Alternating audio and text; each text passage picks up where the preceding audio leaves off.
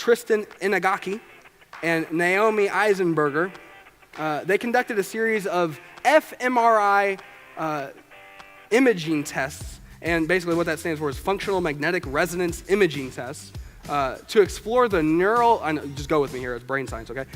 The neural mechanisms of how specific brain areas were affected by giving social support versus receiving social support. So by the idea, they're comparing what is it like, what happens in our brains when we serve someone, and then let's compare that to what happens in our brains when we are served ourselves, when someone serves us, okay? And so what they found was that giving social support or serving ultimately had greater brain benefits than receiving social support. So when we serve someone, something powerful happens in our brain. I find this to be really interesting. You may not, and that's fine, but this is what's happening in your brain when you serve someone.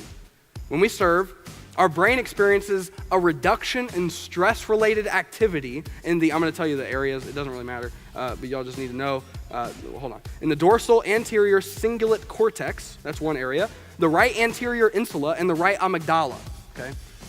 So what that means is when we willingly serve someone, when we actually do what Jesus tells us to do, it lowers our stress. We are less stressed when we are serving. And y'all probably know, like, when you serve, like, it's tiresome. Like, it can be tiresome, but you're less stressed. More, when we serve, our brain experiences an increase in its reward circuitry. This is really interesting.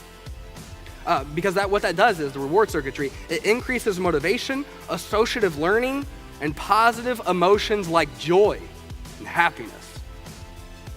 And that happens in the left and right ventral striatum.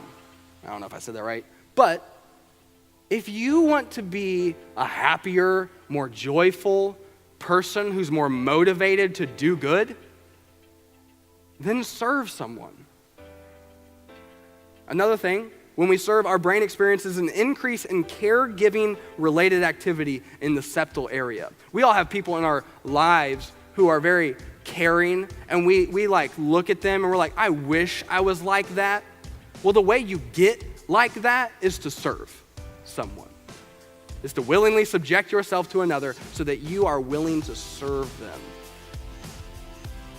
And so isn't that amazing? Like, I find that to be really cool, because we shouldn't be surprised, because no mistake that the one who wired our brains to operate in the way that they do is calling us to do something that helps our brains and our bodies and our minds flourish.